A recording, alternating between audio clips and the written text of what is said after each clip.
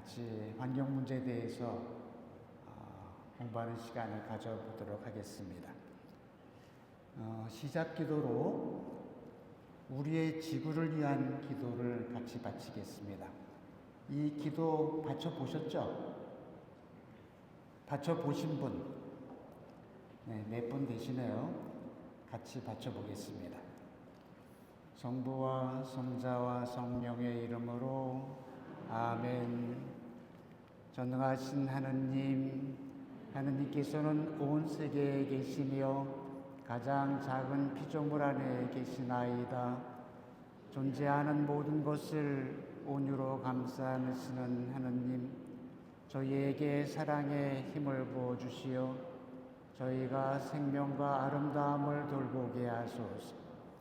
저희가 평화로 가득 차 한 형제 자매로 살아가며 그 누구에게도 해를 끼치지 않게 하소서. 오 가난한 이들의 하느님, 저희를 도와주시어 저희가 하느님 보시기에 참으로 소중한 이들, 이 지구에 버림받고 잊힌 이들을 구하게 하소서. 저의 삶을 치유해 주시어 저희가 이 세상을 약탈하지 않고 보호하게 하시며 오염과 파괴가 아닌 아름다움의 씨앗을 뿌리게 하소서. 가난한 이들과 지구를 희생시키면서 이득만을 추구하는 이들의 마음을 움직여 주소서. 저희가 하느님의 영원한 빛으로 나아가는 여정에서 모든 것의 가치를 발견하고 경애로 가득 차 관상하며 모든 피조물과 깊은 일치를 이루고 있음을 깨닫도록 저희를 가르쳐 주소서. 하느님, 날마다 저희와 함께 해주시니 감사드리나이다. 비오니 정의와 사랑과 평화를 위한 투쟁에서 저희에게 힘을 주소서. 아멘. 성부와 성자와 성령의 이름으로 아멘.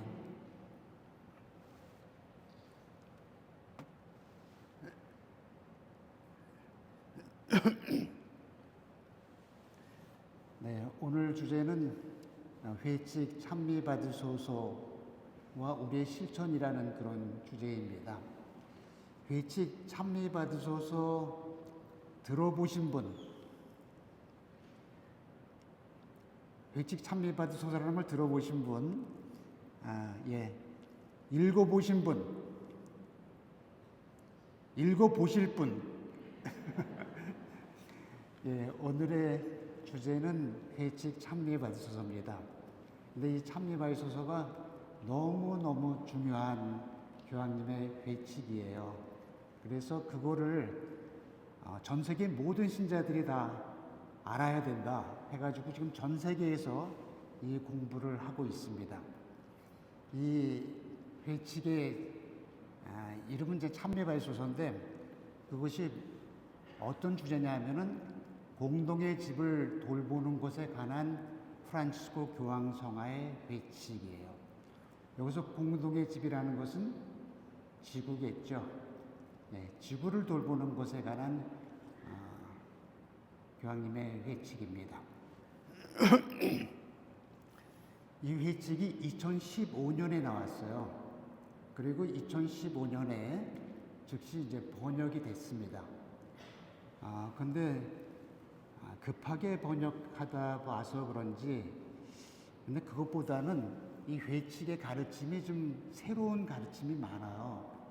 그래서 번역하면서 그 새로운 신학적 의미를 잘 파악을 못해서 중요한 부분에 오역들이 좀 여러 개가 있었습니다. 그래서 2021년에 새로 개정판이 나왔습니다. 지금은 이제 개정판을 보죠. 개정판 나오기 전에는 제가 이 찬미 받으소서 강의를 나가면 오역 지적하면서 시간을 보냈던 적이 있습니다. 중요한 부분들의 오역들이 있어가지고, 근데 그 오역이 생긴 이유는 새로운 신학적 전망을 잘 파악을 못해서 생긴 그런 오해였었는데 그런 것들이 이제 많이 이제 고쳐졌습니다.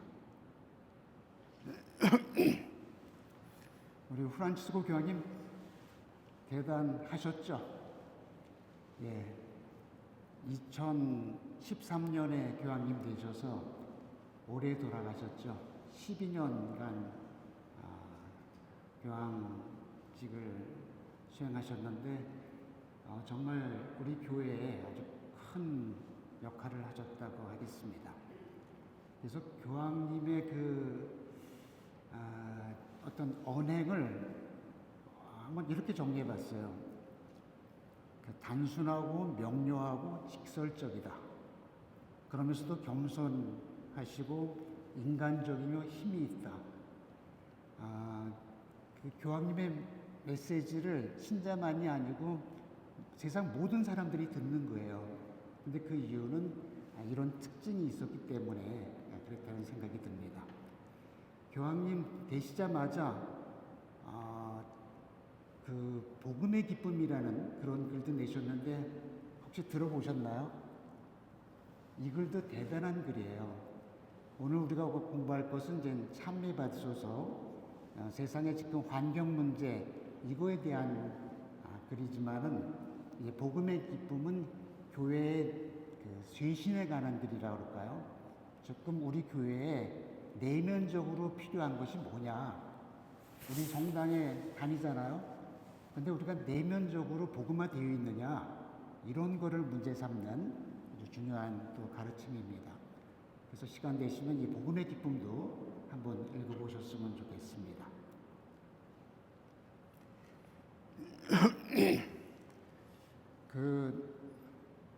이 회칙이라고 그러는데 회칙이 뭔지 다 아시나요? 그 회칙이라는 거는 그 교황님의 가르침이 있는데 그 중에서 제일 중요한 가르침일 때 회칙이라고 해요. 그래서 회칙이라고 할 때 이제 이렇게 쓰죠. 이렇게 한자로 이렇게 쓰고 영어로 이제 엔치크리칼이라고 그러는데 우리 회칙이라는 말 쓰죠. 동문회 회칙 이런 거 쓰죠. 근데 그것이 아니에요. 우리 모임의 규정 이런 것이 아니고 여기서 얘기하는 회칙이라는 것은 모든 신자들이 돌려봐야 하는 교황님의 칙령이라는 뜻이에요. 그러니까 최고의 명령이에요. 모든 신자들이 다 알아야 되는. 그래서 돌려봐야 한다라는 뜻으로 이 회자가 들어있는 거죠. 그래서 이 회칙이라는 것이 될 때에는 우리 교회의 어떤 집단 지성의 어떤 결정이라고도 할 수 있는 것이에요. 그래서 이 회칙이 될 때에는 교황청의 모든 부서가 다 검토를 하고 이게 우리 교회의 가장 핵심적인 가르침이다라고 할 때 이제 회칙이 되는 거죠. 회칙의 이제 명칭이 참매바이소서인데 이거는 이제 그 교회 문헌의 제목을 정하는 오래된 관습이에요. 2000년 교회에서 만든 문헌이 엄청나게 많을 거 아니에요? 그러니까 그것을 구분하기 위해서 그 문장이 시작되는 첫 귀절, 그거를 글의 제목으로 정하고 그 첫 귀절이 그 글의 성격을 드러내는 그런 방식을 택하고 있습니다. 그래서 이 문헌은 찬미받으소서로 시작을 해요. 그래서 찬미받으소서라는 제목을 갖는 거죠. 근데 이 찬미받으소서 회칙은 이런 식의 그 세상 문제에 대해서 교회가 발언하기 시작한 것이 1891년 레오 13세 교황님이 반포하신 새로운 사태라는 그런 회칙이 있어요. 그 새로운 사태라는 회칙 이후로 가장 중요한 회칙이다라고들 얘기합니다. 새로운 사태라는 회칙 들어보신 분? 예, 그렇죠? 새로운 사태도 회칙이에요. 근데 이 새로운 사태라는 회칙을 반포하신 분이 레오 13세세요. 근데 지금 우리 교황님은 레오 14세시죠. 왜 우리 지금 교황님이 레오라는 교황명을 정하셨냐면은 레오 13세 교황님, 새로운 사태를 반포하신 레오 13세 교황님의 역할을 다시 이어서 하시겠다는 뜻이 들어있는 거죠. 그렇게 연관이 되는 거라고 하겠습니다. 근데 그렇게 새로운 사태나 찬미받으소서나 이런 것을 우리가 사회교리라고 그래요. 그거는 우리의 교리는 다 성경에 써 있죠. 우리가 뭘 믿는지 그거는 성경에 다 써 있어요. 그거를 믿을 교리라고 그래요. 그런데 성경에 우리가 뭘 믿어야 되는지, 우리가 믿는 하나님이 어떤 분이신지 이런 거는 다 들어있어요. 그런데 성경에 들어있는 얘기는 2000년 전, 2500년 전, 3000년 전 이때 얘기잖아요. 그러니까는 우리 사회에, 현대 사회에 생긴 문제들을 다 담고 있지 못하거든요. 그래서 성경의 가르침을 우리 이 시대에 어떻게 적용해야 되느냐라는 문제가 생기는 거예요. 그랬을 때 사회교리라는 것이 나오고 그것을 얘기하기 위해서 회칙이라는 것이 반포되는 것이에요. 그래서 회칙은 우리의 가르침을, 성경의 가르침을 우리 시대에 어떻게 적용해야 되느냐 이거를 알려주는 것이 사회교리고 그것이 회칙이고 그렇다는 것이죠. 그래서 새로운 사태, 찬미바이소서 이런 것은 사회교리다 이렇게 말할 수 있습니다. 이 찬미받으소서의 목차가 어떻게 되냐면은 서문이 있고 그 다음에 6개 장으로 돼 있어요. 근데 이 중에서 신앙에 관계되는 장은 2장과 6장이고 나머지는 지금 환경 문제가 왜 생겼는지 그리고 지금 어느 정도 심각한 상태에 있는지 해결책은 무엇인지 이런 말씀을 쭉 해주시는 것이 이 찬미바이소서의 내용입니다. 그리고 그 끝에 기도문 2개가 붙어 있어요. 우리의 지구를 위한 기도. 우리 시작하면서 우리의 지구를 위한 기도 바쳤죠. 여태까지 기도 많이 하셨죠. 근데 그 기도의 주제가 다 뭐냐면은 하나님께 바치는 기도, 가족을 위한 기도, 어려운 사람을 위한 기도, 고통받는 사람을 위한 기도, 이런 기도 많이 하셨잖아요. 그런데 이제는 지금 파괴되고 있는 자연을 위한 기도, 지구를 위한 기도도 필요하다는 것이에요. 그래서 우리의 지구를 위한 기도가 들어있고 그리스도인들이 피조물과 함께 드리는 기도라는 기도도 또 들어있어요. 그래서 그 기도의 주제에 하느님, 인간만이 아니고 이 피조물, 자연세계도 기도의 주제로 들어와야 한다는 것이 이 찬미바이소서의 핵심적인 내용이라고 하겠습니다. 그래서 오늘 제가 할 얘기는 이 찬미바이소서 내용을 무슨 일타 강사처럼 중요한 얘기만 쭉 한번 좀 훑어드리는 걸로 그렇게 하겠습니다. 서문을 보시면 몇 가지 말씀들을 하시는데 첫 번째 절의 제목이에요. 절의 제목이 찬미바이소서인데 찬미받으소서라는 문장으로 시작을 해요. 찬미받으소서. 프란치스코 성인은 저의 주님 찬미받으소서 하고 노래하였습니다. 이게 첫 번째 문장이에요. 그래서 이 회칙의 제목이 찬미바이소서가 되는 거죠. 원래 이 세상에 있는 모든 피조물들은 다 하느님을 찬미하는 존재예요. 그거를 특별히 제일 얘기를 많이 잘한 사람이 프란치스코 성인이죠. 그런데 지금 이 지구에 있는 현실은 이 세상에 있는 피조물들은 하느님을 찬미하지 못할 정도로 파괴되고 있다는 것이에요.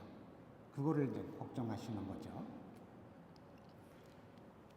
그리고 두 번째 절의 제목은 이 세상의 그 어떤 것도 우리와 무관하지 않습니다라는 그런 소제목이 있는데 거기서는 그동안 우리 교회가 환경 문제에 대해서 어떤 가르침을 줬는가라는 것들을 이렇게 요약하고 있습니다. 그래서 요한 23세 교황님 바오로 6세, 요한 바오로 2세, 그 생태적 회개라는 말 들어보셨나요? 생태적 회개라는 것이 우리에게 필요하다라고 하면서 제일 먼저 말씀하신 분이 요한 바오로 2세 교황님이에요. 그래서 그것도 언급하고 계시고, 또 베네딕토 16세 교황님이 하신 말씀. 근데 베네딕토 16세 교황님은 지금 자연 환경이 파괴되고 있죠. 사회 환경도 파괴되고 있어요. 근데 그것은 둘 다 같은 원인에서 동일한 악 때문에 발생한 것이다 라는 그런 말씀을 하셨는데, 그런 거를 정리하고 있습니다. 그 다음에 동일한 관심을 통한 일치라는 그런 절이 있는데, 거기서는 자연 세계에 저지른 죄는 우리 자신과 하느님을 거슬러 저지른 죄다, 이런 말씀을 하십니다. 우리 죄 얘기할 때 하느님께 지은 죄, 이웃에게 지은 죄 이것만 하잖아요. 근데 자연 세계를 파괴한 것, 그것도 죄가 된다라는 그런 말씀을 하십니다. 그리고 여기서는 앞에서는 우리 교황님들 말씀을 하셨지만은, 여기서는 동방정교회의 발도로메오 총대주교님이라는 분이 계세요. 동방정교회. 근데 그분도 환경에 대한 말씀 많이 하셨거든요. 그래서 그분 말씀도 인용을 하고 계십니다. 그리고 환경 문제에 대해서 얘기가 나올 때마다 이제 기술이 발전하면 어떤 해결책이 나오지 않느냐, 그런 얘기가 있는데, 그것만 갖고 안 된다. 환경 문제에 대한 해결이 가능하기 위해서는 인간이 변해야 된다. 인간의 어떤 영적인 차원이 변해야만 그것이 가능하다, 이런 말씀을 하시는데, 발도로메오 총대주교님 말씀을 인용하면서 하고 계십니다. 이분이 발도로메오 총대주교님이세요. 이분이 한국에도 오셔서 김수환 주교님하고 찍은 사진도 있습니다. 그 다음에 아시시 프란치스코 성인을 언급하십니다. 근데 아시시 프란치스코 성인이 이 통합 생태론을 가장 잘 실천하신 분이다라는 것이에요. 근데 통합 생태라는 표현 조금 낯설죠? 근데 통합 생태론이 이 찬미받으소서에서 얘기하는 굉장히 중요한 가르침이에요. 나중에 나오지만은 그것을 제일 잘 실천하신 분이 프란치스코 성인이시다라는 말씀하시고, 또 프란치스코 성인이 우리에게 뭘 가르쳐 줬냐 하면은, 성경에 충실한 프란치스코 성인은 하느님을 드러내는 아주 놀라운 책으로 자연을 받아들이도록 우리를 초대하셨다, 이런 말씀을 하십니다. 그래서 여기 보면은 재밌게 책이 두 권이 나오죠. 성경이란 책이 있죠. 여기 성경이란 책이 있고, 그 다음에 자연이라는 놀라운 책이 있죠. 이게 또 이 찬미받으소서의 핵심적인 주제예요. 하느님을 드러내는 두 권의 책이 있다는 것이에요. 하느님을 드러내는 책이 뭐죠? 성경이죠. 또 하나 책이 있다는 거예요. 뭐죠? 자연. 성경과 자연이 하느님을 드러내는 두 권의 책이라는 것이에요. 이것이 교회의 아주 오래된 가르침이에요. 근데 그거를 이 찬미받으소서가 다시 강조하고 있습니다. 그 다음에 이제 저의 호소라고 하면서 교황님이 호소를 하는 거예요. 전 세계 사람들에게. 그거는 지금 우리가 어떤 지구를 만들고 싶으냐, 그것에 대해서 같이 논의하자라는 것이에요. 지금 이렇게 만들어가는 게 바람직한 지구의 모습이냐? 그렇지 않지 않냐? 지구 살리고 인간도 살리는 그런 미래를 만들어야 되지 않느냐, 이런 말씀을 하십니다. 네, 그것이 서론 얘기입니다. 그 다음에 이제 1장의 내용은 공동의 집에 무슨 일이 벌어지고 있습니까? 지금 지구상에서 일어나고 있는 환경 파괴 상황 아시죠? 그거를 쭉 정리를 하고 계십니다. 첫째, 오염과 기후변화, 쓰레기 이런 것 때문에 엄청나게 오염되고 있잖아요. 그 다음에 또 이산화탄소 때문에 기후가 굉장히 더워지고 있죠. 우리 다 아시는 얘기예요. 그래서 오염 얘기,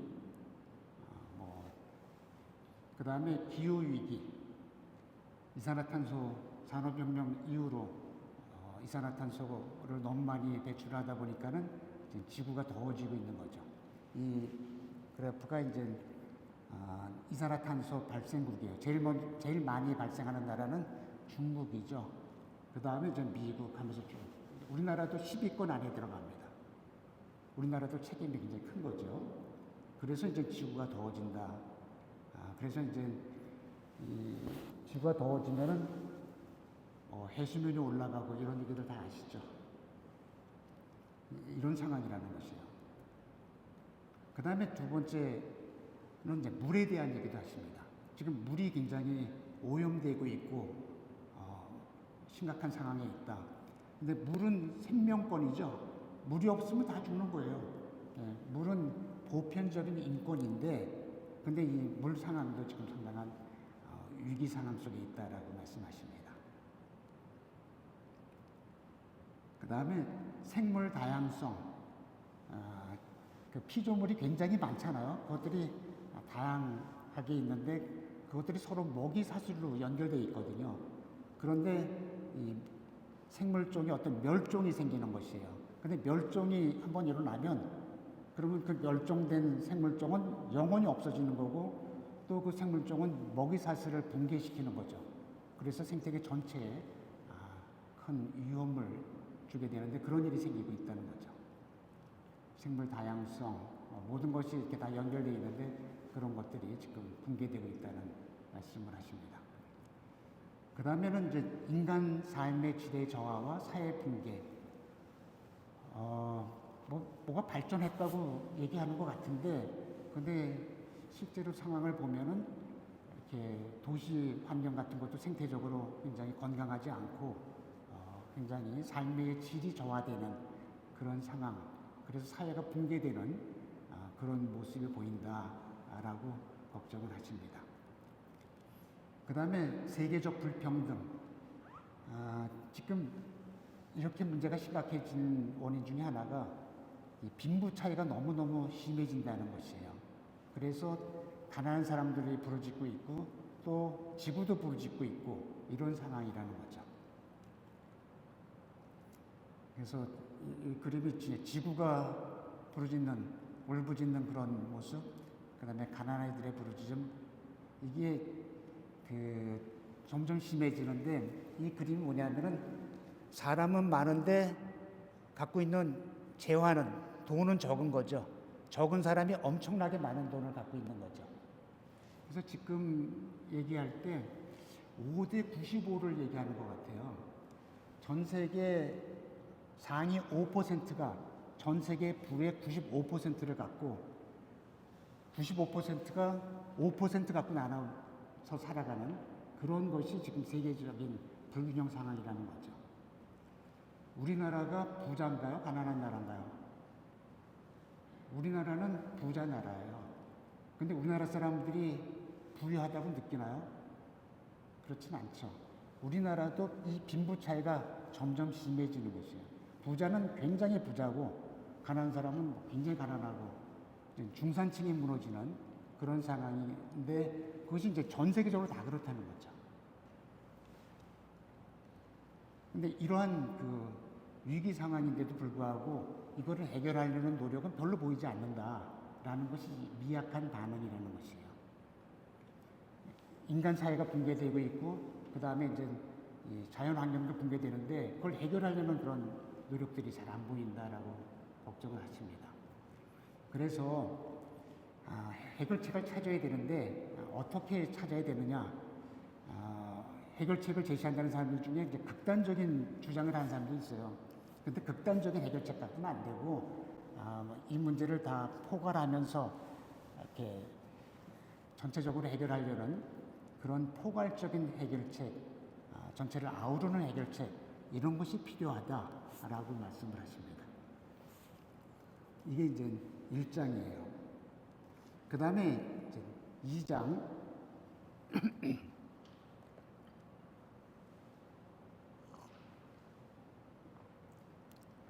창조의 복음이라는 장인데 이 장이 신앙적으로 굉장히 중요한 장입니다.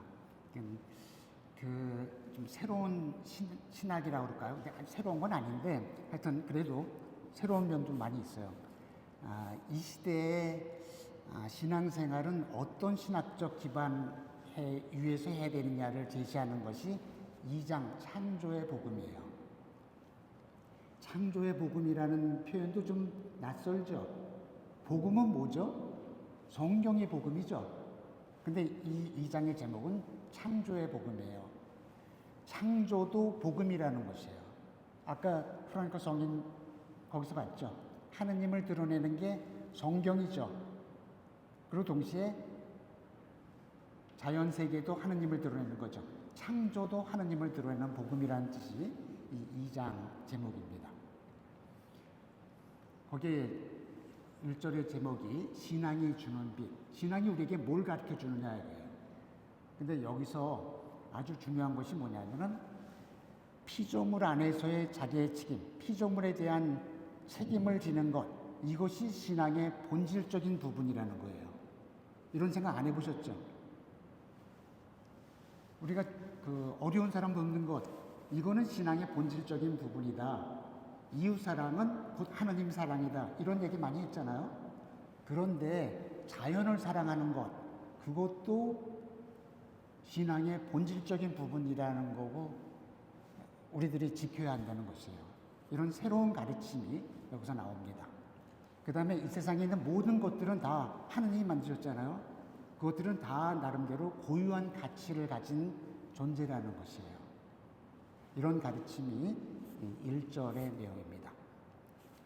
그 다음에 2절, 제가 지금 핵심만 이렇게 짚고 넘어가는 거예요. 2절의 제목이 성경적 설명의 지혜예요. 성경이 우리에게 뭘 가르쳐 주느냐 이거예요. 성경은 뭘 가르쳐 주냐면 여기 66항인데 요거는 항번호예요. 그러니까 교황청의 교회 문호는 이렇게 한 문단마다 항번호가 붙어 있어요. 그래서 66항에 뭐라고 되어 있냐면은 우리는 세 가지 관계에 기초하고 있다는 것이에요. 곧 하느님과의 관계, 우리 이웃과의 관계, 지구와의 관계. 이 세 가지 관계가 모든 관계의 기본이라는 것이에요. 근데 어때까지 사실 우리는 하느님과의 관계, 이웃과의 관계는 많이 강조했죠. 지구의 관계는 별로 언급되지 않았잖아요. 근데 이제는 지구와의 관계가 그대로 들어와서 세 가지 관계라고 딱 얘기를 하는 것이에요. 이것이 우리들이 해나가야 되는 신앙생활의 기본 기초가 된다라는 거죠. 그 다음에 3절 세상의 신비라는 그런 절이 있는데 이거는 제가 오역이 여러 개가 있으니까 좀 바꿔라고 하면서 몇 가지 제안을 했는데 그 중에 하나인데 원래 영어 제목은 The Mystery of the Universe예요. 그럼 유니버스는 세상보다는 우주라는 뜻이죠. 그래서 우주의 신비라고 해야 되는데 그냥 세상의 신비라고 했어요. 근데 우주의 신비라고 하는 게 더 좋은 게 이 3절은 굉장히 중요한 신학적으로 굉장히 중요한 주제예요. 뭐냐면은 이 세상에 대한 이 우주에 대한 설명이 지금 두 가지가 있어요. 우리는 뭐라고 그러죠? 이 우주를, 이 세상을 누가 만드셨다고 그러죠? 하느님이 어떻게 만드셨죠?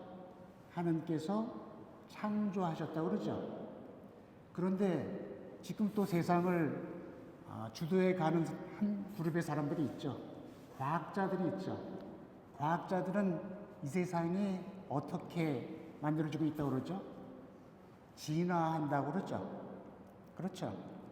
진화론이 맞나요? 창조론이 맞나요? 1번 창조론이 맞다. 2번 진화론이 맞다. 3번 둘 다 맞다. 4번 난 잘 모르겠다.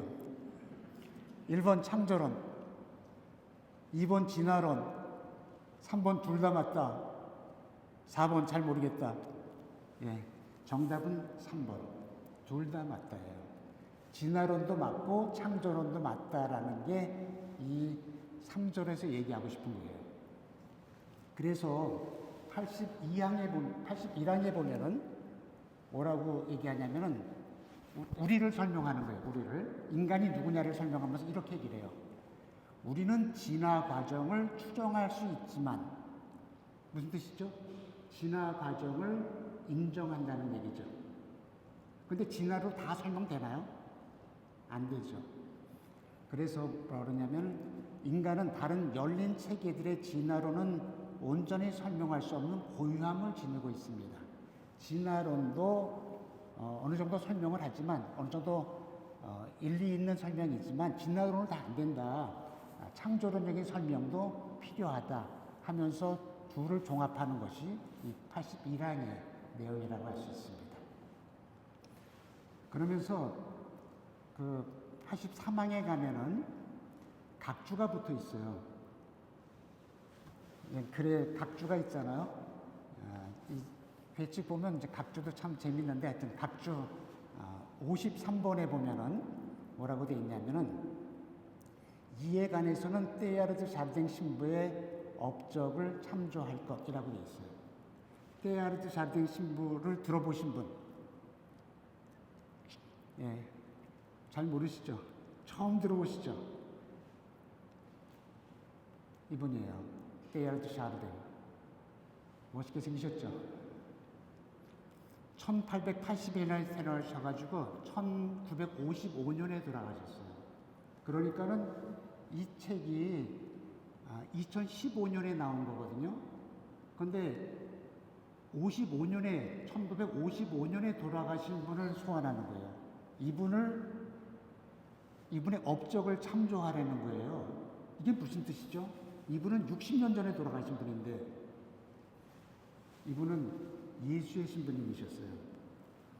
근데 이분은 세계적인 고생물학자였어요. 실제로. 이분이 북경원인이라고 기억나시죠? 학교 때 배우신 북경원인. 시난트로푸스 패키니엔시스라는 북경원인을 발굴하신 분이 이 테일하드 신부님이에요. 세계적인 고생물학자예요. 근데 고생물학자니까는 찰스 다윈 이후에 진화론을 인정하지 않을 수가 없죠. 고생물학이 그렇게 보여주고 있으니까. 근데 동시에 당신은 또 신부님이잖아요. 그러니까 창조론도 당연히 또 받아들이죠. 그래서 창조론과 진화론의 조화를 위해서 일생을 바친 분이에요. 그래서 이분은 뭐라고 그러시냐면은, 우주는 코스모스, 정적인 우주가 아니다. 코스모스는 이런 우주가 그냥 처음부터 여태까지 이렇게 만들어졌다고 생각을 했는데 그게 아니다. 우주는 진화하고 발생하는 코스모제네시스다. 발생하는 우주다. 이런 말씀을 하시면서 지구의 진화, 우주의 진화, 지구의 진화, 생명의 진화, 정신의 진화가 연속선상에 있으며 오메가 포인트를 지향하고 있다라는 그런 설명을 하셨던 분이에요. 그런데 이런 설명이 그 당시에는 좀 이렇게 교회에서 받아들여지기가 조금 좀 어려웠어요. 그래서 이분이 고생물학적인 논문들은 뭐 전문지에 다 실렸지만, 진화론과 창조론을 좋아하는 그런 신학적 묵상의 글은 이분 생전에 출판을 못했어요. 교회의 허락이 나질 않아서. 근데 55년에 돌아가시고 나니까 그래도 이분이 아주 세계적인 지성인 중에 한 분이었거든요. 그러니까는 이 프랑스 분이고, 그래서 프랑스 쪽에서 이분의 글은 더 이상 교회의 글이 아니다. 이분의 글은 인류의 글이다. 그래서 교회 밖에서 출판을 했어요. 그러니까 이제 많은 사람들이 읽고 이분 생각에 동의를 하고 하여튼 그래서 한 편 큰 이렇게 많은 추종자들이 생기고 그랬죠. 그러니까 1962년에 돌아가신 지 7년이 지나서 교황청에서 경고문이 떴어요. 그 교황청의 관보라는 게 있거든요. 거기에 이분의 글은 아직 의심스러운 점과 오류가 많기에 그의 사상이 파급되지 않도록 금지해야 한다라는 경고문이 떴어요. 그 경고문이 이거예요. 그때는 다 라틴어로 했어요. 그곳의 영어 번역이 이거예요. 근데 내용은 좀 같은 얘기죠. 그런데 그런데 이렇게 경고를 먹었던 이분을 갑자기 다시 불러내가지고 이분의 업적을 연구해야 한다는 거죠. 그거는 이제 이분 생각을 공식적으로 이렇게 복권했다고 그럴까요? 그런 것이고, 이거는 신학사적으로 굉장히 중요한 결정이라고 할 수 있죠. 근데 교회에서 앞에서는 안 된다고 그러고 뒤에서 된다고 그러면 어떤 게 맞는 거죠? 교회법의 방식은 앞에 얘기하고 뒤에 얘기가 다르면 최근께 맞는 거예요. 그러니까 시대가 바뀌면서 이제 교회가 생각이 좀 바뀔 수 있잖아요. 그러면 새로운 얘기를 해요. 앞에 거하고 다르게. 그럼 이제 앞에 거는 없어지고 이제 뒤에 게 맞는 그런 방식이거든요. 그래서 그 때여 자르댕의 그 생각이 지금 우리에게 필요하다라는 그런 생각이 참미발수 얘기를 하는 거죠. 그래서 여기서 얘기하는 게 뭐냐면은 그 진화론과 창조론을 종합을 하는데 어떻게 종합하냐면은 우주에 대한 데이터는 진화론이 더 맞다라고 보는 거죠. 그리고 지금 진화론이 뭐 생물학적인 것만이 아니고 천문학이니 뭐 지구 지질학이니 이런 데서 다 해가지고 우주가 언제 생겼다고 그러죠? 지금 뭐 138억 년 전에 생겼다고 그러고 태양계는 50억 년 전에 생겼다고 그러고 지구는 45억 년 전에 생겼다고 그러고 이런 얘기들을 다 하거든요. 근데 그 데이터가 일리가 있다라고 보는 거예요. 그런데 그 과학적인 데이터는 그런 얘기들을 우리에게 제공해 주지만 거기에 의미와 가치와 목적은 전혀 얘기를 못 해주죠. 지구가 왜 생겼죠? 인간이 왜 태어났죠? 전혀 몰라요. 그 우주의 의미, 가치, 목적, 인간의 의미, 가치, 목적, 이거는 성경의 설명, 하느님께서 인간을 사랑으로 창조하시고 그랬다는 그런 창조론적 설명만이 의미를 부여해 줄 수 있거든요. 그래서 의미, 목적 이런 것은 창조론적인 설명이 맞고 그것은 종교의 영역이고 데이터는 전 자연과학의 영역이고 그렇게 종합하는 것이 지금 우리의 핵심이라고 하겠습니다. 그 다음에 4절에 보면은 창조의 조화 안에서 모든 피조물이 전하는 메시지라는 그런 글이 있는데 거기에 85항에 보면은 이런 말씀이 있어요. 하나님께서는 소중한 책을 쓰셨습니다. 그럼 즉시 무슨 생각이 들죠? 성경이죠. 그런데 여기서 뭐라 그러냐면은 이 책의 글들은 세상에 존재하는 다양한 피조물들입니다. 세상에 존재하는 다양한 피조물이 하나님께서 쓰신 글이라는 것이에요. 그래서 세상에 있는 것들이 다 하나님을 드러내는 하나님의 계시라는 것이에요. 그리고 이제 그런 얘기를 이제 하면서 각주가 붙어 있는데 각주 61이 있어요. 그 각주 61의 내용을 보면은 신학대전이라고 돼 있어요. 각주 할 때 보통 저자를 쓰잖아요. 근데 이 책은 너무나 유명해가지고 저자도 안 써요. 신학대전의 저자는 누구죠? 토마스 아퀴나스예요. 토마스 아퀴나스가 쓴 글이 신학대전이에요. 토마스 아퀴나스는 다 아시죠? 토마스 아퀴나스의 핵심적인 가르침이 뭐죠? 그거는 잘 모르시죠? 토마스 아퀴나스의 핵심적인 가르침이 뭐냐면 두 권의 계시예요. 하나님께서 성경을 통해서 드러나지만 창조물 속에서도 드러난다는 것이 토마스 아퀴나스의 핵심적인 가르침이에요. 거기까지 잘 모르셨죠? 토마스 아퀴나스가 경고 먹었다는 얘기 아시나요? 그것도 모르시죠? 토마스 아퀴나스도 경고를 먹었어요. 지금 때에 자르댕 경고 먹었다고 그러니까 좀 놀라셨죠? 토마스 아퀴나스도 경고를 먹었어요.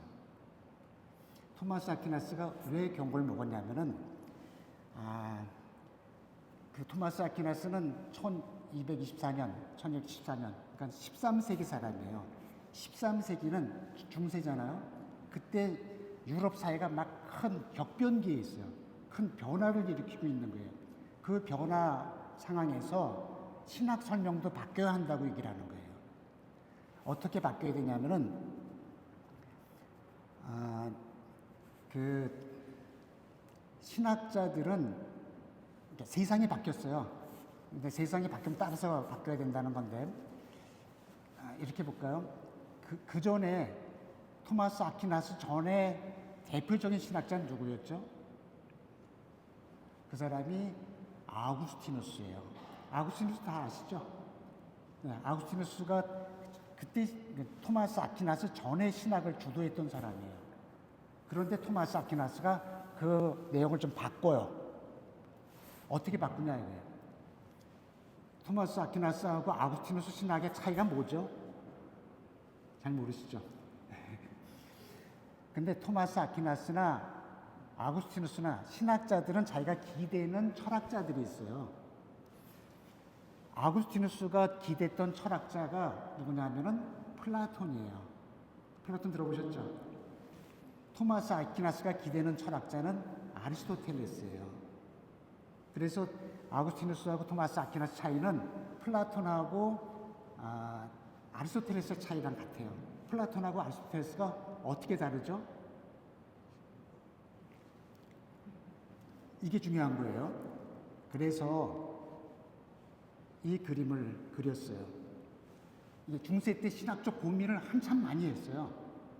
그래서 그 신학적 고민을 하는데 그 가장 큰 영향을 끼친 사람들이 그리스 철학자들이에요. 그래서 이게 이제 아테네 학당이라는 그림이죠. 이 그림을 라파엘로가 그린 그림이죠. 이 그림이 어디냐면은 교황님 서재에 있는 그림이에요. 거기에 아테네의 유명한 철학자들을 다 한 그림 안에 모아놨어요. 그래서 인터넷을 보면은 이 사람이 누구고 이 사람이 누구 다 이렇게 표시가 되죠. 시대가 다른데도 한 그림에 다 모아놨어요. 근데 그리스 철학에서 가장 중요한 철학자가 두 사람이 있다 하면서 제일 가운데에 배치됐어요. 제일 가운데에 누가 있냐면은 왼쪽에 있는 사람은 플라톤, 오른쪽에 있는 사람은 아리스토텔레스예요. 플라톤이 스승이니까 나이가 많죠. 그러니까 좀 허옇고 그 아리스토텔레스는 제자죠. 좀 젊죠.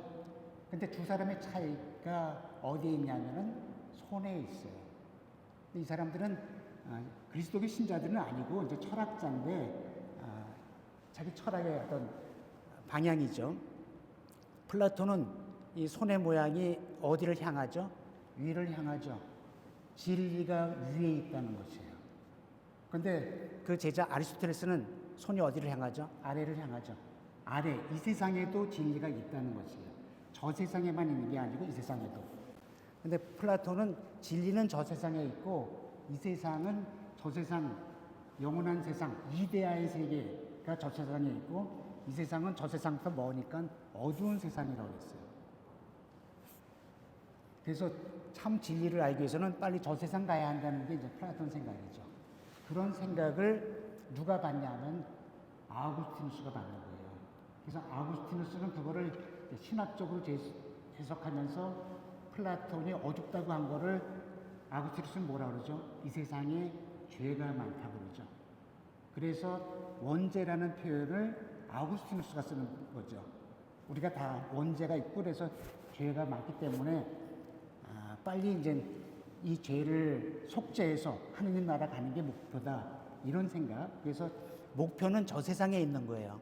아우구스티누스도 그렇고 이제 플라톤도 그렇고. 그런데 아리스토텔레스는 이 세상에도 좋은 게 많다. 이 세상에도 질서가 있고 그래서 자연계에 질서가 있는 거죠. 그리고 인간에게는 이성이 있어요. 이런 것들이 진리를 찾아낼 수 있는 근거가 되는 거다. 약간의 어두움은 있지만 부족함이 있죠. 이 세상에. 그렇지만 우리들의 능력으로도 진리를 찾아갈 수 있다. 이라는 인간에 대한 긍정적인 것, 또 이 세상에 대한 긍정적인 설명이 아리스토텔레스 생각이거든요. 그거를 토마스 아퀴나스가 받는 거예요. 그래서 이 세상에 대한 긍정적인 신학을 좀 더 적극적으로 펴나가는 거죠. 근데 이런 신학이 그전 신학하고 좀 다르잖아요. 첫 번째 천년의 신학하고 두 번째 이 토마스 아퀴나스 설명이 좀 다르니까 처음에 좀 경고를 먹었죠. 그런데 이제 이 토마스 아퀴나스가 아리스토텔레스 받아들이는 시도를 받아들여줘요. 교회가 받아들이고 토마스 아퀴나스가 성인이 되고, 그리고 교회의 신학은 이 두 사람의 신학이 교회의 신학이다 그러면서 신학을 확대하죠. 그러니까 플라톤 신학, 아우구스투스 신학만이, 그러니까 저 세상에 하느님이 계시죠, 당연히. 그건 당연한 거예요. 그런데 이 세상에도 하느님이 계시다. 그러니까 현세 긍정적인 신학을 이제 하면서 신학이 확대되죠. 그래서 정 가운데 두 사람, 플라톤과 아리스토텔레스를 배치함으로써 아우구스투스 신학, 그리고 이제 토마스 아퀴나스 신학, 두 신학이 우리의 신학이다라고 하면서 확대하는 것이 이 작업이거든요. 그래서 그런 신학으로 지금 두 번째 천년을 지내온 거예요. 근데 우리가 지금 세 번째 천년을 지나가고 있어요. 근데 세 번째 천년을 이 토마스 아퀴나스 또 아우구스티누스 신학 갖고 되느냐 이거예요. 두 사람의 근거는 플라톤하고 아리스토텔레스거든요. 근데 그 설명이 지금 현대 과학에 있어서 때문에 많이 이제 그거 갖고는 안 된다는 입장이거든요. 지금 과학은, 지금 세상은 이 진화론으로 풀어나가는 세상이거든요. 이 진화론적인 설명을 염두에 두면서 신학 설명을 해야 한다는 거죠. 그 신학 설명의 맨 앞에 테이알 사르댕이 있는 거죠. 그래서 앞으로 신학은 좀 바뀌어야 한다라는 건데, 그런 시도에 대해서 교회가 이제 공식적으로 인정하는 것이 이 찬미발수에 들어있다는 거죠.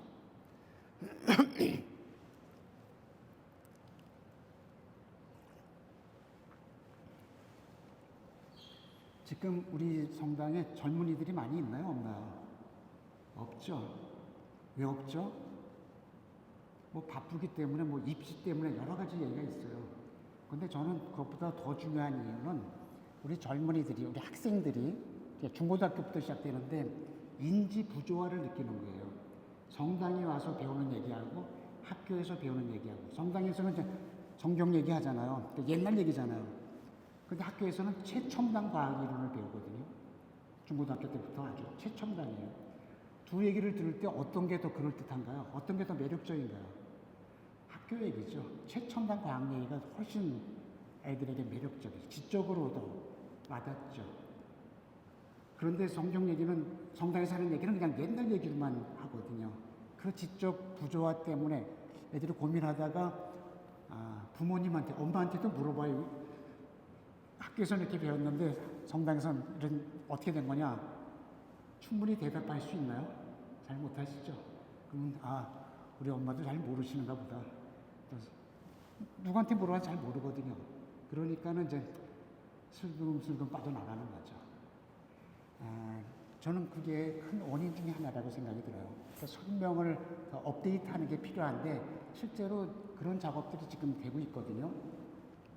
이런 책이 있어요. God After Dying. 다인 이후의 신을 어떻게 설명해야 되냐 이거예요. 이런 책도 있고, 그러니까 Theology of Evolution이죠. 진화의 신학. 이러면 아이들이 딱 알아듣는 거예요. 진화론 다 알거든요. 그런데 거기다가 하나님을 딱 덧붙여서 얘기를 하는 거예요. 그러면 아이들이 납득하죠. 그 다음에 과학과 종교, 두 세계의 대화, 그 다음에 물리학, 철학, 신학, 이해를 위한 공동탐구, 이런 책들이 막 있어요. 근데 이 두 책은 특별히 교황청에서 나온 책이에요. 교황청에서 과학을 연구하는 그런 부서, 과학의 자문을 구하는 그런 부서들이 있어요. 거기서 나온 책들이거든요. 근데 그것은 이제 가톨릭 대학교 신학교 교수들이 중심이 돼서 이제 이렇게 번역을 했던 거죠. 이런 책들이 좀 더 대중화되고 또 좀 쉽게 정리가 돼서 신자들에게 가르쳐 줄 때 훨씬 더 납득가는 신앙 설명이 된다라고 보여진다는 거죠. 그래서 4절에 나오는, 3, 4절에 나오는 얘기가 신학적으로 굉장히 중요한 어떤 변화를 보여주는 거라고 할 수 있고요. 그 다음에 영성적으로도 이제 그 다음에 변화된 모습들이 나와요. 보편적 친교라고 돼 있는데, 우리 친교, 하느님과 친교를 누리죠. 그 다음에 이웃과 친교를 나누죠. 그런데 거기에 자연과의 친교를 포함시켜야 한다는 것이에요. 그래서 친교의 제목도 여기 이제 보편적 친교라고 그랬는데, 영어 제목은 Universal Communion이에요. 자연 사물하고도 친교를 누릴 수 있어야 된다는 것이에요. 그게 핵심 내용입니다. 그런 것을 보여주신 분이 프란치스코 성인이죠. 태양, 달, 형제, 뭐 자매 이렇게 얘기했잖아요. 그런 감수성을 우리가 배워야 한다는 것이에요. 그 다음에 재화의 공통의 목적. 이거는 이제 세상에 있는 것들은 또 우리가 사용해야 되는 뭐 물질이기도 하고 재산이기도 하잖아요. 근데 그것들이 공동의 목적으로, 사회적 목적으로 쓰여져야 된다. 사유재산으로 어떤 사람이 너무나 많이 갖고 있고 또 많은 사람들이 없는 그런 건 안 된다라는 그런 말씀을 다시 한번 강조하십니다. 그 다음에 예수님의 눈길을 쫓아가 보자는 거예요. 근데 어때까지 우리가 예수님의 모습을 쫓아갈 때에는 예수님께서 어떻게 가난한 사람들을 돌보셨느냐 이런 쪽으로 봤죠. 그런데 예수님께서 피조물들을, 세상 것들을 어떻게 보셨느냐 그걸 쫓아가 보자는 거예요. 하늘에 있는 별을 봐라, 하늘을 나른 새를 봐라 뭐 이런 말씀하셨잖아요. 들판의 꽃을 봐라. 그때 어떤 눈길을 보셨느냐, 그때 하나님께서 창조하신 피조물을 관상하시면서 보셨다는 것이에요. 그래서 이 찬미받으소서에 아주 또 특별한 표현이 하나 나오는데, 세상 피조물들을 관상해야 한다라는 말을 해요. 근데 관상하다라는 표현은 영어로 이제 contemplate라는 표현이죠. 근데 관상 기도라고 들어보셨죠? 그 묵상 기도라는 거 들어보셨죠? 근데 우리 보통 묵상 기도는 지성, 감정, 의지를 동원해서 하는 기도예요. 그건 우리도 이제 열심히 해야 한다고 그러는 건데, 관상 기도는 그건 우리가 하는 게 아니고 관상 수도자들이나 하는 그런 걸로 이렇게 생각을 했던 거거든요. 근데 우리들한테 관상을 해야 한다는 것이에요. 그래서 그 관상해야 한다는 표현이 22번이나 나와요. 묵상해야 한다는 표현은 한 번도 안 나와요. 그런데 그 관상이라는 표현을 문맥에 따라서 어떨 때는 관상이라고 번역도 하고, 어떨 때는 성찰이라고 번역하고도 하고, 어떨 때는 은밀하고도 번역하고, 뭐 바라보셨다고도 번역하고, 번역 표현은 한국말 표현은 다른데 영어로는 다 contemplate예요. 근데 자연 사물을 관상해야 한다는 거예요. 근데 자연 사물을 관상한다는 게 뭘까? 이런 거 해본 적이 없거든요. 근데 이런 거 아닐까 생각이 들어요. 그래서 그림 몇 개를 갖고 왔는데, 이게 뭐죠? 이게 밤하늘에 있는 은하수예요. 은하수 보신 적 있으시죠? 은하수 보신 적 있는 분? 네, 어렸을 때. 그렇죠. 지금도 밤하늘에는 은하수가 저렇게 떠 있어요. 밤만 되면은, 하여튼, 근데 지금 도시가 너무 밝으니까 안 보이죠. 또, 오염 때문에 안 보이죠. 불빛 때문에 안 보이죠. 근데 이 밤하늘에 있는 수많은 별을 한번 보시면, 그러면 그 앞에서 말이 작동이 되나요? 그때는 생각 이런 게 다 작동이 안 되죠. 그때는 그 수많은 별 앞에 압도되는 거죠. 그런 별들을 보는 것, 그게 관상이지 않느냐 이렇게 되는 거죠. 그 은하수를 한번 본 경험과 보지 않은 경험은 자기 정체성에 대한 이해가 달라요. 내가 굉장히 잘났죠. 인간 대단해요. 근데 은하수 한번 보면 그러면 달라지죠. 하느님에 대한 찬미가 달라지죠. 그 다음에 이제 엄청나게 큰 나무, 아주 잘 자란 나무 같은 거 있으면 이거 1000년, 2000년 되잖아요. 누가 만든 거죠? 하느님 만드신 거잖아요. 아름다운 그 꽃이 펴 있는 들판, 너무너무 아름답죠. 누가 만드신 거죠? 하느님. 새 한 마리. 이런 것들 앞에서 느끼는 어떤 전율이라고 그럴까요? 어떤 압도됨이라고 그럴까요? 그런 것들이 관상이 아닐까. 그런 것들이 이제, 하느님이 드러나는 거죠. 가장 아름다운 별이 아니죠. 행성. 우리가 사는 지구죠. 너무너무 아름답죠. 이런 것들을 관상하는 것, 이런 것이 우리에게 필요한 영성이다 라는 것이 이 2장 창조의 복음에서 일러주는 겁니다. 어때까지 이런 거 없었잖아요. 앞으로는 이렇게 가야 한다는 거예요. 그 다음에 이제 3장, 4장, 5장은 다시 세상 문제로 돌아와서 지금 문제가 뭐냐라는 얘기, 그리고 대책이 뭐냐 얘기하는 겁니다. 좀 핵심적인 것만, 제목만 봐나가죠. 그 생태 위기가 심각한데 그 원인이 뭐냐? 그것은 인간이 초래했다는 것이에요. 첫째, 기술이 좋은 건데 인간 창의력이 드러나는 거죠. 기술 속에서. 근데 그 기술이 잘못 쓰여지면 문제가 있는 거죠. 그 말씀을 하십니다. 그 다음에 기술 지배 패러다임의 세계화. 찬미바이 소설에서 제일 어려운 표현이 이 표현일 것 같아요. 지금 문제가 뭐냐면은 기술 지배 패러다임이 세상을 지배하고 있다는 것이에요. 근데 기술 지배 패러다임, 테크노크래틱 패러다임이라는 표현인데, 좀 쉽게 얘기하면은 기술에 모든 게 다 몰려가고 있어요. 기술에 뭐가 붙냐 하면은 자본이 붙는 것이에요. 그리고 거기에 권력이 붙는 것이에요. 세상에 가장 큰 힘이 세 개거든요. 기술, 자본, 권력. 이 기술과 돈과 힘, 이 세 가지가 제일 큰 힘인데 세상에서 그게 다 몰려 있어요. 한 군데에 있어요. 지금 누가 갖고 있죠, 그거를? 그것을 갖고 있는 것은 다국적 기업이에요. 정부는 힘만 갖고 있죠. 근데 정부보다 더 큰 것이 어디냐 하면은 다국적 기업이에요. 다국적 기업이 기술과 자본을 다 갖고 있고 거기에 정부 지원까지 받죠. 근데 다국적 기업의 목적은 뭐죠? 다국적 기업의 목적은 이윤 추구예요. 돈 되는 것만 다 하는 것이에요. 그러니까 다국적 기업은 돈이 무지무지하게 많아요. 그러니까는 거기서 돈을 다 쓸어가는 거죠. 돈을 쓸어가는 과정 중에 인간 사회도 황폐화되고 자연도 황폐화되는 그런 일이 생긴다라는 지적을 하는 것입니다.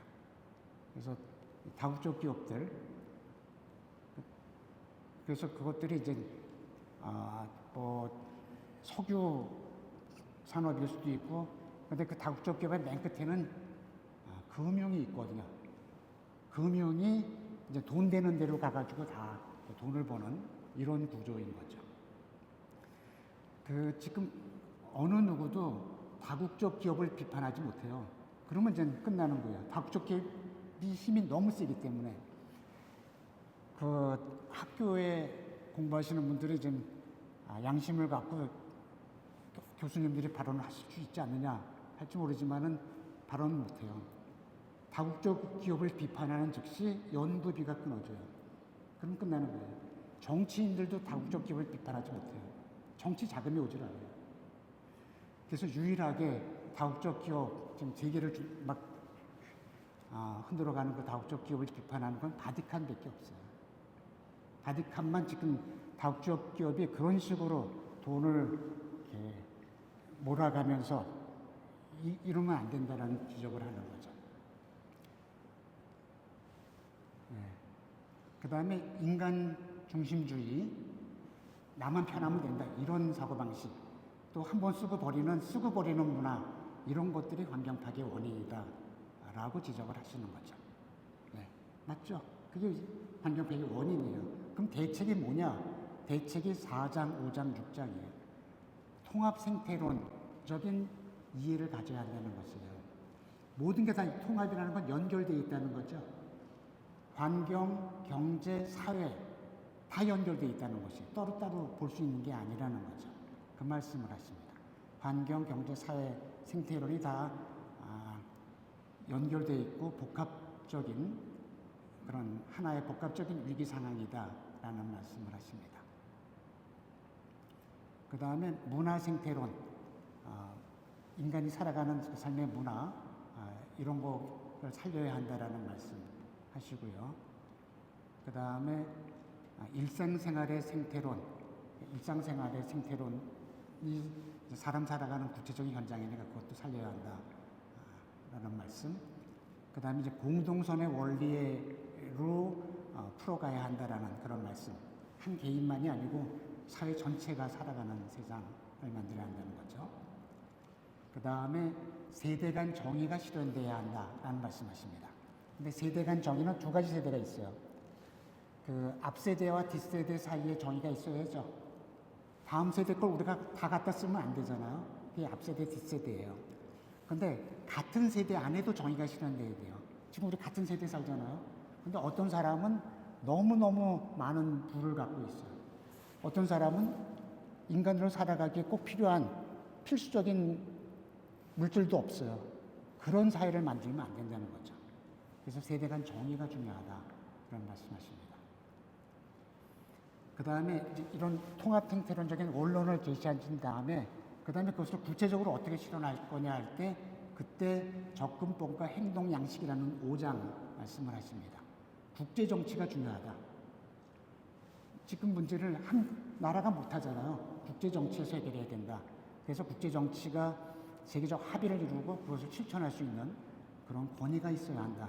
그런 말씀하시고 그 다음에 국내 정치에서도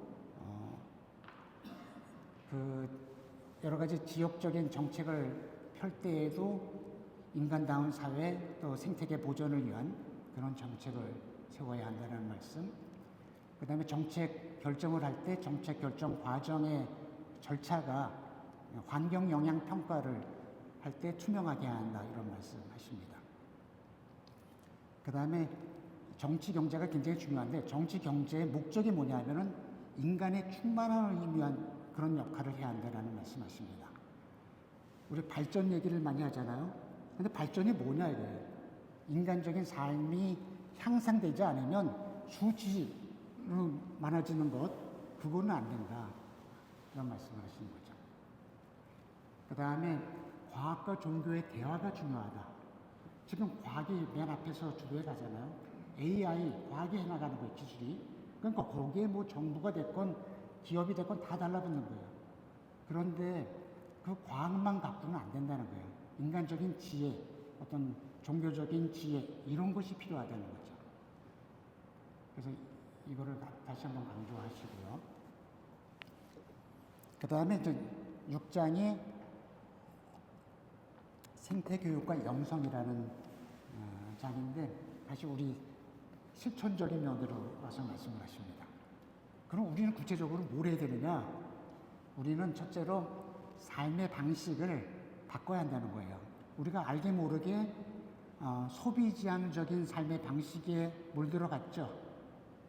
산업 문명에 들어가면서 산업 물질 문명에 들어가면서 그냥 산업 물질 문명은 대량 생산, 대량 소비, 대량 폐기 문화거든요. 거기에 우리가 들어가는 거예요.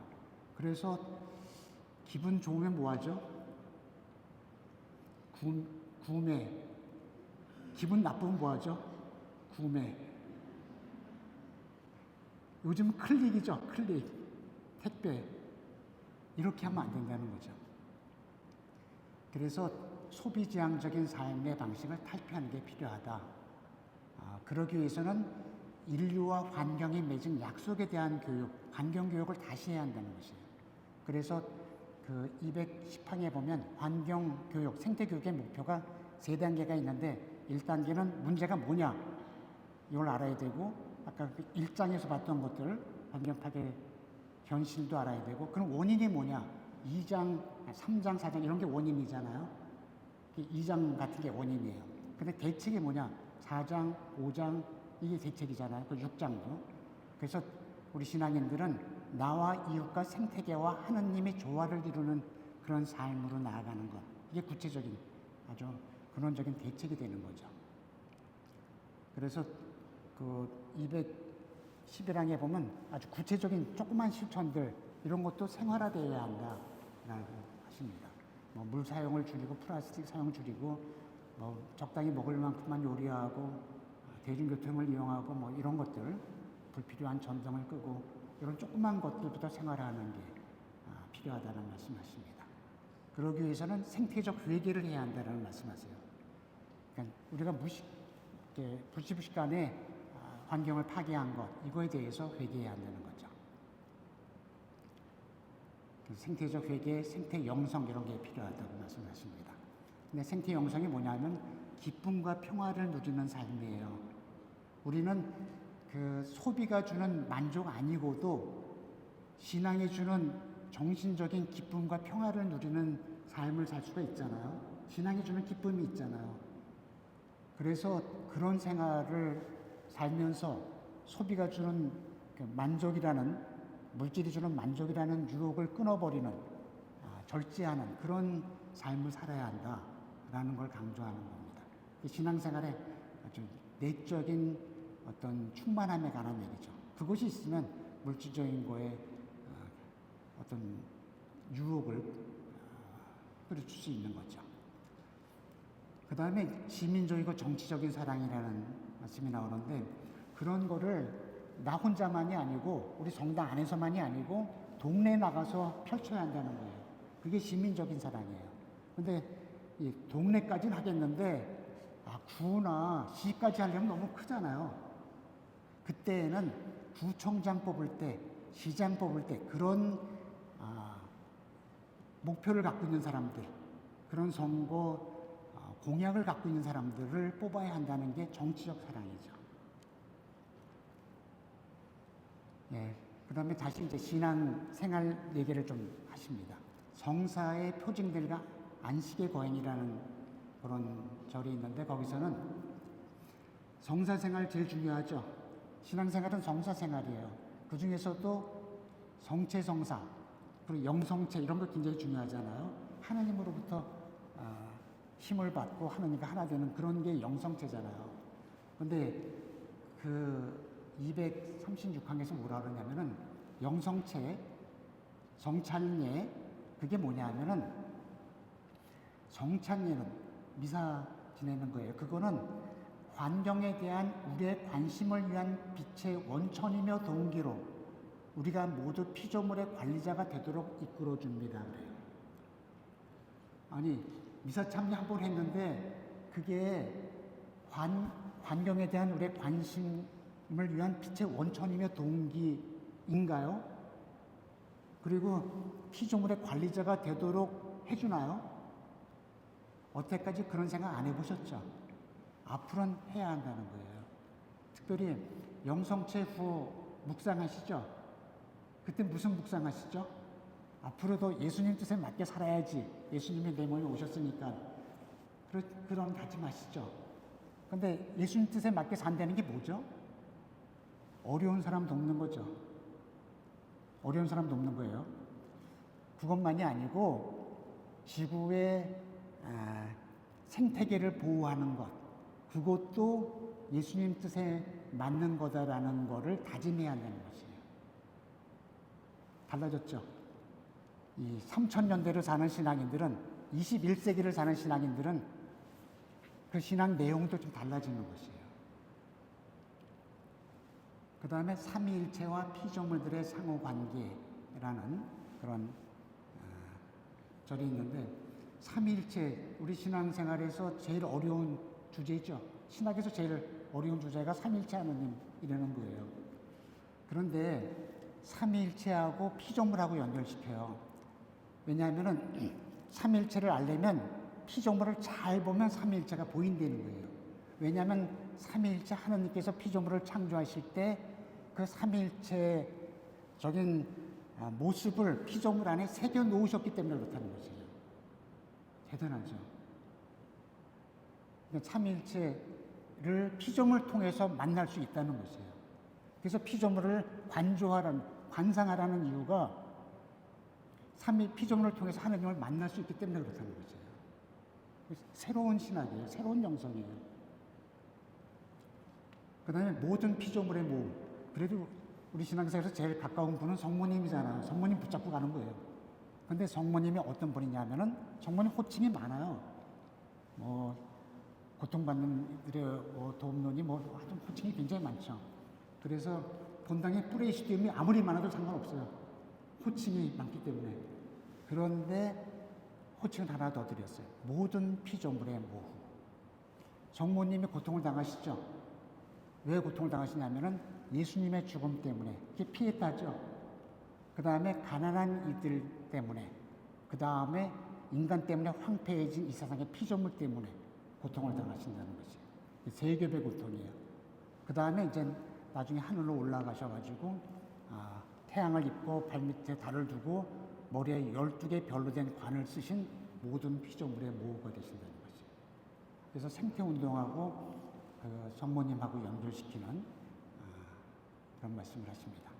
그 다음에 이제 마지막 절이 태양 너머예요. 이제 우리가 이제 죽은 다음에 다 저 세상 가잖아요.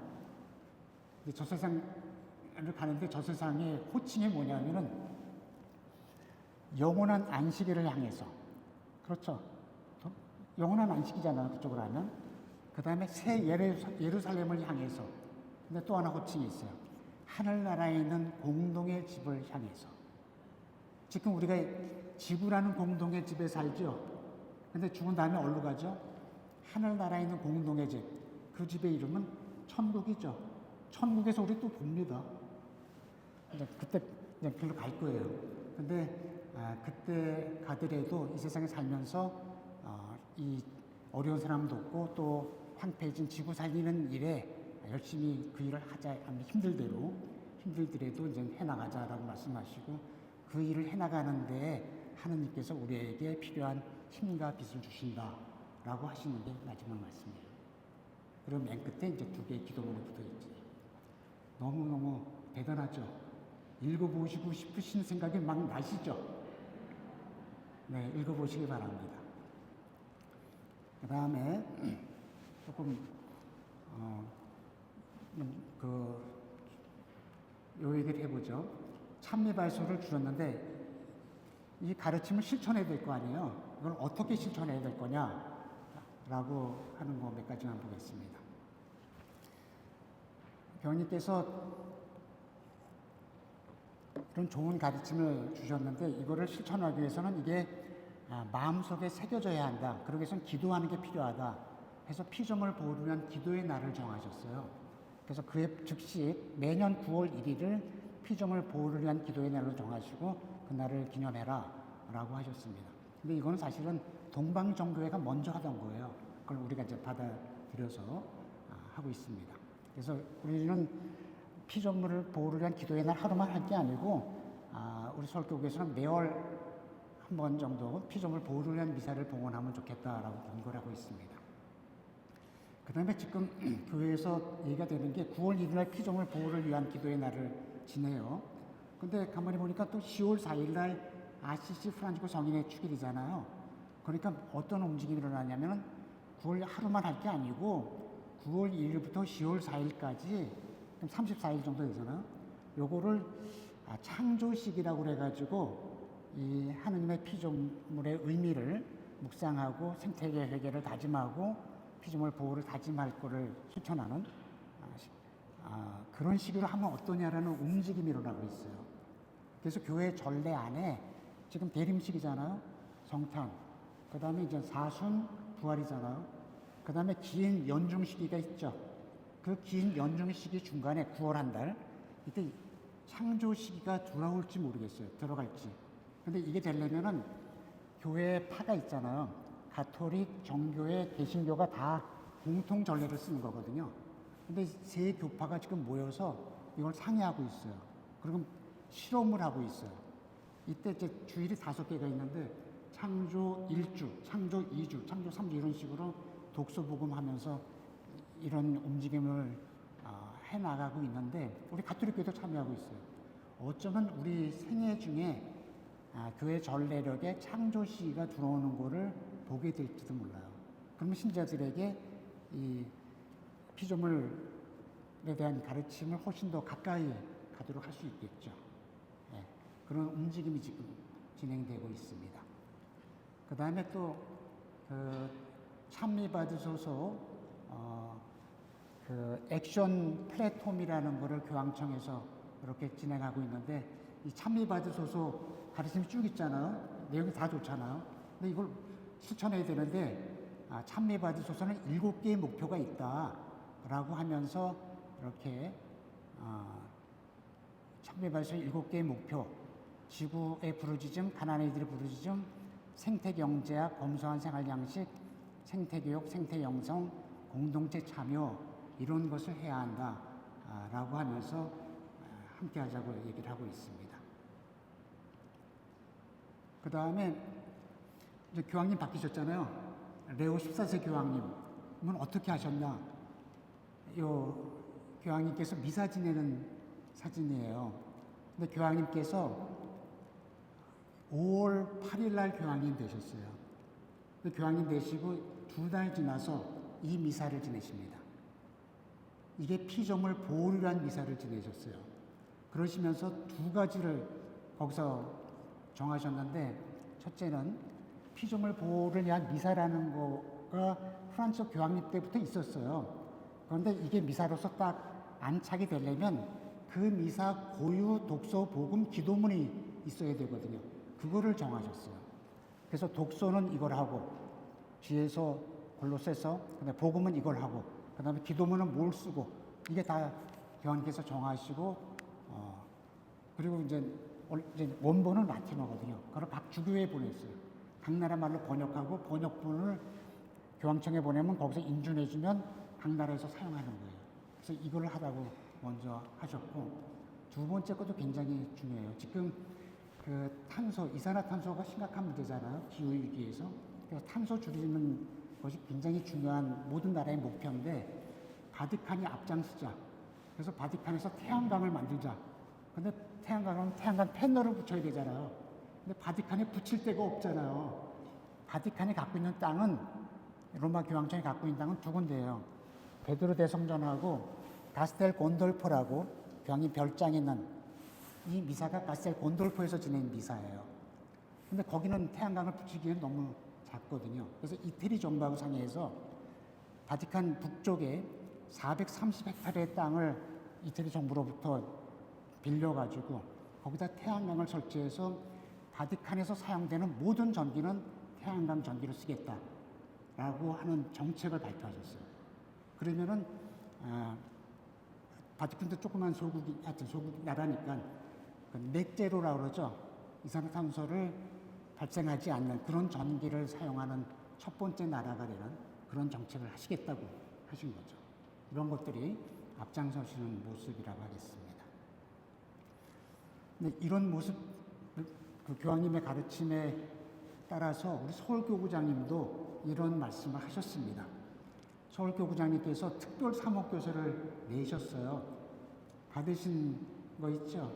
이 특별 사목교서의 제목이 회칙 찬미받으소서를 배우고 실천합시다고, 이게 2013년 9월 1일 날 주보 간주로 나갔던 거예요.